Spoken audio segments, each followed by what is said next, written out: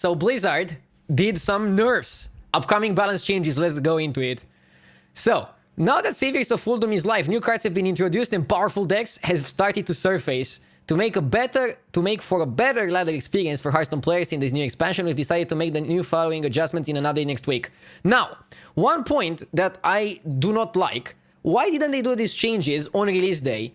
I don't think you need to be like a neurosurgeon to figure out Luna's Pocket Galaxy is still going to be broken. Or that Dr. Boom is still going to be broken.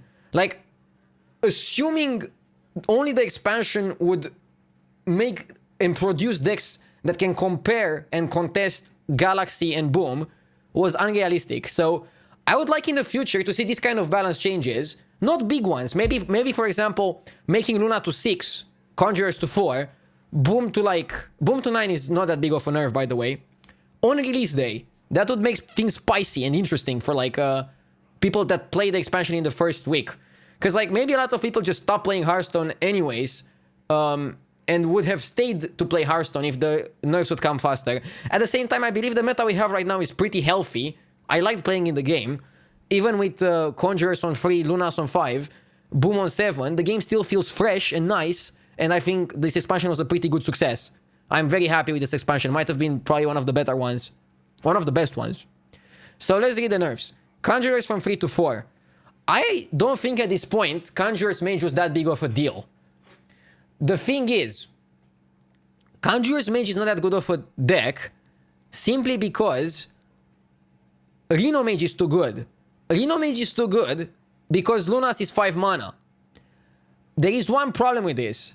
By making Luna 7 mana, they nerf Reno Mage while they only nerf Conjurer's Mage by making Conjurers 4 mana. To be honest, I would have liked to see Conjurers at 5 mana if they make Galaxy 7. Conjurers 4 mana is fine with Galaxy at 6, because then Reno Mage still is very good, and Reno Mage beats Conjurers. I expect this nerf to make Conjurers be better than Reno. Reno will still play 7 mana Galaxy, but they're not going to be very happy about it. So they're still going to be a good deck, but I think Reno Mage is not going to be the best deck in the game anymore. And now Conjurer's Mage is going to make a comeback. This nerf and not touching Mountain Giant is not enough to stop Conjurer's Mage now. In my opinion. At the same time, 4 mana Conjurers leaves room for people to play aggro decks, but if people play aggro decks, you just beat them with Sorceress and Mana Cyclone, so I still think that is going to become a problem, and I don't know if Blizzard tested it thoroughly. But what I'm suggesting will happen right now is just on paper. It might just end up with a great meta game, but I'm a little bit concerned. The nerf to Conjurers is not big enough, and by nerfing Reno Mage, they just nerf one of the good matchups. Anyways. Warrior, 7 to 9 Dr. Boom. Not that big of a nerf, to be honest. I suggested this nerf because Dr. Boom coming on 9 means 2 things. If you play it on curve, it's 2 turns later. And you cannot play together with Hero Power. Not being able to boom Hero Power is pretty huge. And also boom coming up later is pretty huge as well. Will Warrior still be good? Yes. Will they still play Dr. Boom? Yes. So, not that impactful of a nerf, just gives aggro decks a little bit more space, a little bit more room to do their thing. Now, I'm pretty sad about this nerf. At the same time, I understand it.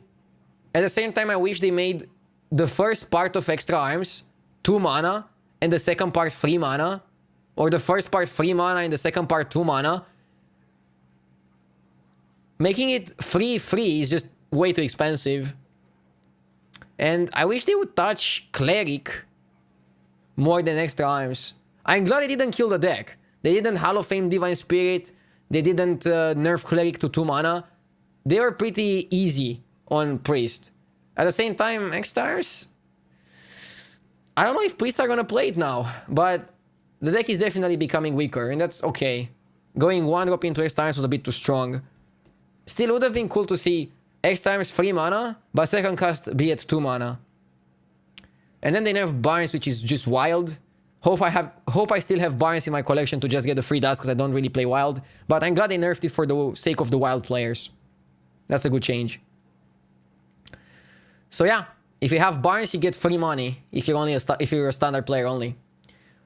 These changes seem good, but again, I'm a bit worried Conjurer's Mage might be too good. Let me read their explanation. While Conjurer's Calling is a powerful tool that's found in a number of Mage decks, when used in decks focused around cards like Mountain Giant and Sea Giant, it was creating extremely powerful... Okay. Increasing the mana cost of this card will make using both copies of the Twin Spell card in a single turn significantly more difficult. Yeah, you cannot go 3 mana Giant plus Conj anymore. It's 11 mana. Sure. It is a good nerf, but at the same time, by making Galaxy 7 and not 6, I don't want to say they killed Reno Mage, but I think now it's a tier 2 deck at best. Which is a bit worrying. But yeah, that's my prediction. Conjurer's Mage becomes maybe even the best deck in the game again. Definitely the best Mage deck. Reno Mage still good, still plays Luna. And Warrior still good, still plays Boom. Priest still good, probably doesn't play extra arms. I think we can do better things than extra arms now that it's free mana. And the metagame should be interesting. If Conjurers becomes the best deck, then aggro decks can rise to beat it. If aggro decks rise to beat it, Warrior can beat aggro decks, but it's not going to be super oppressive because Boom is 9 mana. We should have an interesting metagame. I think we already have an interesting metagame right now, so I can only be excited for the future. That's it. Hope you enjoyed the video.